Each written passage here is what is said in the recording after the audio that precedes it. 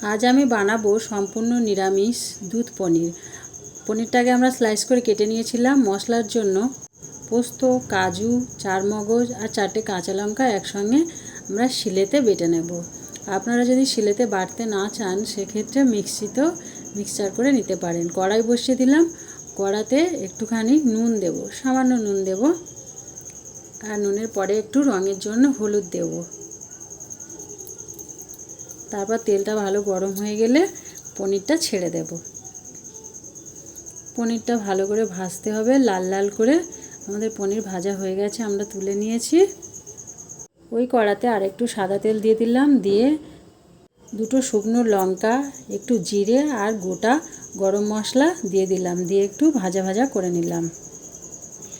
ভাজা ভাজা হয়ে গেছে আমাদের।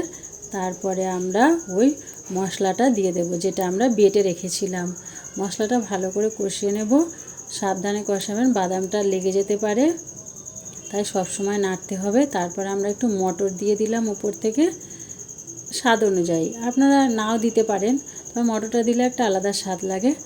আর ওই যেটা ধুয়ে রেখেছিলাম ওই ধোয়া জল একটু দিলাম, মশলা ধোয়া জল একটু দিলাম যাতে ধরে না যায়।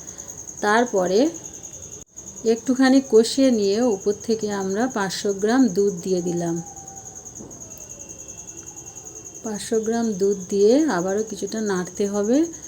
দেখুন বেশ ভালোভাবে ফুটে গেছে দুধটা, মটরটাও সিদ্ধ হয়ে গেছে। তারপরে আমরা ওই ভাজা পনিরটা ওখানে দিয়ে দিলাম, দিয়ে কিছুক্ষণ ফুটিয়ে নিতে হবে। খুব সহজ রান্না, খুব কম সময়ে হয়ে যায়, আর খেতেও দারুণ টেস্টি। গরম ভাতের সঙ্গে কিংবা লুচি পরোটার সঙ্গেও একবার খেয়ে দেখতে পারেন। সামান্য একটু চিনি দিলাম, উপর থেকে একটু